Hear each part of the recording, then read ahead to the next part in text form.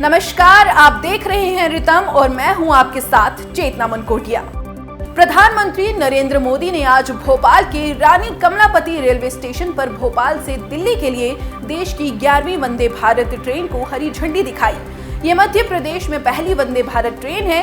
इस मौके पर पीएम ने लोगों को संबोधित करते हुए कहा कि रेलवे के इतिहास में बहुत कम हुआ होगा कि एक ही स्टेशन पर किसी प्रधानमंत्री का दोबारा आना हुआ होगा, लेकिन आधुनिक भारत में नई व्यवस्थाएं बन रही हैं, नई परंपराएं बन रही हैं। आज का कार्यक्रम इसका ही उत्तम उदाहरण है। इससे पहले पीएम मोदी ने भोपाल के Kushabhau Thackeray international convention centre में चल रही तीनों सेनाओं की कंबाइंड कमांडर्स कॉन्फ्रेंस में हिस्सा लिया। केंद्रीय गृह मंत्री अमित शाह आज मिजोरम के आइजोल पहुंचे। इस दौरान उन्होंने 2415 करोड़ रुपए की विभिन्न परियोजनाओं की आधारशिला रखी।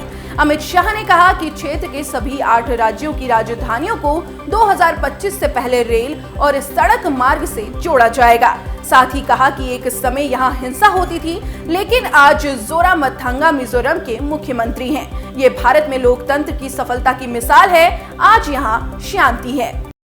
भारत का रक्षा निर्यात 15,920 करोड़ रुपए के सर्वकालिक उच्च स्तर पर पहुंच गया, जिसे लेकर प्रधानमंत्री ने रक्षा मंत्री राजनाथ सिंह के ट्वीट को रीट्वीट करते हुए कहा कि रक्षा निर्यात का रिकॉर्ड स्तर पर पहुंचना ये दर्शाता है कि पिछले कुछ वर्षों में रक्षा क्षेत्र में किए गए सुधार अच्छे परिणाम दे रहे हैं। बंगाल के हावड़ा शिवपुर में रामनवमी की शोभा यात्रा निकाले जाने के दौरान हुई हिंसा के बाद सुरक्षा व्यवस्था को लेकर ममता बनर्जी सरकार पर सवाल खड़े हो रहे हैं। वहीं इस मामले में अब पश्चिम बंगाल के राज्यपाल सीवी आनंद बोस ने मुख्यमंत्री ममता बनर्जी से बात की है। राज्यपाल ने घटना पर रिपोर्ट भी तलब की है। राजभवन की ओर से जारी एक बयान में कहा गया है कि राज्यपाल बोस ने राज्य सरकार से उपद्रवियों के खिलाफ कार्रवाई के अलावा कानून व्यवस्था को प्रभावित ढंग से बनाए रखने के लिए पुख्ता प्रबंध सुनिश्चित करने के लिए कहा है। पश्चिम बंगाल में शोभा यात्रा के दौरान हुई हिंसक घटनाओं को लेकर केंद्रीय मंत्री स्मृति ईरानी ने सीएम ममता बनर्जी पर जमकर निशाना साधा। स्मृति ईरानी ने कहा कि ये कोई पहली घटना नहीं है कि हिंदुओं की धार्मिक शोभा यात्रा पर हिंसक हमला हुआ। केंद्रीय मंत्री ने आरोप लगाते हुए कहा कि लक्ष्मी पूजा में भी इसी तरह का हमला किया गया था। ममता सरकार हिंदुओं की रक्षा नहीं कर पा रही है। सीएम ममता ने सजा देने के बजाय शोभा यात्रा के हमलावरों का बचाव करने का काम कर रही है। अमेरिका के राज्य जॉर्जिया की असेंबली में हिंदूफोबिया और हिंदू धर्म के विरोधियों की कट्टरता से निपटने के लिए प्रस्ताव पारित किया गया है, जिसमें नफरत फैलाने वाले लोगों की निगरानी की जाएगी। इस तरह का प्रस्ताव पारित करने वाला जॉर्जिया अमेरिका का पहला राज्य बन गया है। इस प्रस्ताव में कहा गया है कि हिंदू धर्म दुनिया के सबसे बड़े और सबसे पुराने धर्मों में से एक है। हिंदू धर्म के दुनिया के 100 से ज्यादा देशों में 100 करोड़ से ज्यादा अनुयायी हैं। हिंदू धर्म में स्वीकृति, आपसी सम्मान और विविध परंपराओं का गठजोड़ है। श्री कृष्ण जन्मभूमि शाही ईदगाह विवाद मामले में कोर्ट में अमीन सर्वे ऑर्डर मामले में सुनवाई हुई, जिसमें कोर्ट ने श्री कृष्ण जन्मभूमि शाही ईदगाह के सर्वे का आदेश दिया है। अब कोर्ट द्वारा 17 अप्रैल तक अमीन की सर्वे की रिपोर्ट मांगी गई है। बता दें कि हिंदू सेना के राष्ट्रीय अध्यक्ष विष्णु गुप्ता के दावे पर कोर्ट द्वारा एक अहम आदेश दिया गया, जिसमें मथुरा न्यायालय की civil senior division fast track द्वारा अमीन सर्वे का आदेश दिया गया है। पश्चिम बंगाल से बीजेपी के लोकसभा सांसद जगन्नाथ सरकार ने प्रधानमंत्री नरेंद्र मोदी और गृह मंत्री अमित शाह को एक पत्र लिखा है।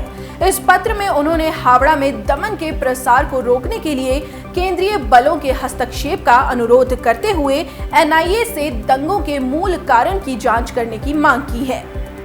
दिल्ली पुलिस ने कंझावला केस में 7 आरोपियों के खिलाफ आज 800 पन्नों की चार्जशीट दाखिल की है। अदालत ने आरोप पत्र पर विचार करने के लिए मामले में सुनवाई की अगली तारीख 13 अप्रैल तय की। बता दें कि 1 जनवरी आधी रात को कंझावला में एक कार ने स्कूटी सवार अंजलि को टक्कर मारी, जिससे अंजलि कार के नीचे फंस गई थी और उसे आरोपी 13 किलोमीटर तक घसीटते हुए ले गए थे। इस दौरान अंजलि की मौत हो गई थी। जल संरक्षण की दिशा में केंद्र सरकार को बड़ी सफलता मिली है। देश भर में अब तक 40,000 से ज्यादा अमृत सरोवर बनाए जा चुके हैं। यह उपलब्धि पिछले साल अप्रैल में मिशन अमृत सरोवर शुरू होने के बाद 11 महीने की छोटी अवधि में हासिल हुई है। लोकसभा स्पीकर ओम बिरला ने इजरायली संसद के स्पीकर अमीर ओहाना के साथ बैठक की और कहा कि भारत और इजरायल की साझा रणनीति आतंकवाद के विरुद्ध लड़ाई में दुनिया को नई दिशा देगी। भारतीय विदेश मंत्रालय ने भारत मलेशिया के बीच व्यापार को लेकर एक अहम जानकारी दी है। विदेश मंत्रालय का कहना है कि दोनों देशों के बीच होने वाला व्यापार अब अन्य मुद्राओं के अलावा रुपए में हो सकता है। बता दें कि भारत के साथ अब तक 35 देश रुपयों में व्यापार करने में अपनी रुचि दिखा चुके हैं। भारत में कोरोना के मामलों में बढ़ोतरी देखी जा रही है। स्वास्थ्य मंत्रालय के अनुसार पिछले 24 घंटों में कोरोना के 2,994 नए मामले सामने आए हैं। वहीं अब सक्रिय मामलों की संख्या 16,354 पहुंच गई है। तो वहीं सरकार ने लोगों से एहतियात बरतने की भी अपील की है।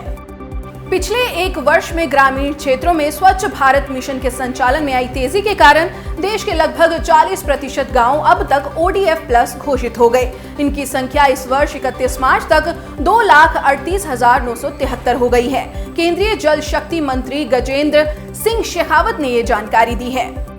कोची शिपयार्ड लिमिटेड और भारतीय नौसेना ने करार किया है। नौसेना ने अगली पीढ़ी के 6 मिसाइल वेसल के निर्माण का कॉन्ट्रैक्ट दिया है। दोनों के बीच 9,805 करोड़ रुपए का कॉन्ट्रैक्ट हुआ है।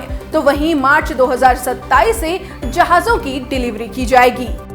मणिपुर के मुख्यमंत्री एन बीरेन सिंह ने शुक्रवार प्रेस कॉन्फ्रेंस कर कहा कि उनकी सरकार NRC यानी राष्ट्रीय नागरिक रजिस्टर पेश करने के लिए तैयार है, लेकिन इसके लिए केंद्र से मंजूरी की जरूरत है।